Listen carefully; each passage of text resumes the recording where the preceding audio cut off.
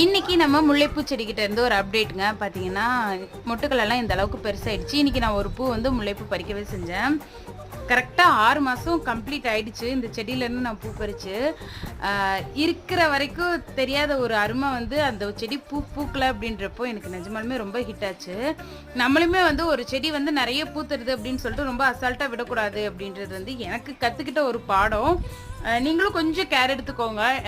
அது என்ன பண்ணாலும் பூ வரும் அப்படின்னீங்கன்னா, இப்படி சைலண்ட் மோட் போயிடுச்சுன்னா ரொம்ப கஷ்டம்.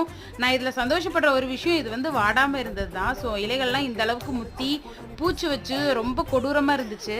ஸோ அது வந்து இப்போ இந்த அளவுக்கு நல்லா தளன்னு வந்து நிக்குது. இதில வந்து நெறைய மொட்டுக்கள் இருக்கு. கூடிய சீக்கிரம் எல்லா பூவையும் நம்ம பறிக்க தான் போறோம். அதே போல தான் பனிக்காலம் வரவும் ஜாதிப்பூ செடிகளும் நல்லா கருகி போன மாரி தான் இருந்துச்சு. அதனால பாரபட்சமே இல்லாம மொத்தமா வெட்டி விட்டுட்டேன். இப்பவும் நல்லா தளன்னு வந்திருக்காங்க. இவங்க வந்து நம்ம தரையில உள்ள மர ரோஜா மாடிக்கு வந்துட்டாங்களா. ஸோ இன்னைக்கு அப்டேட் இவ்வளோ தான். இன்னொரு வீடியோவில் பார்க்கலாம்.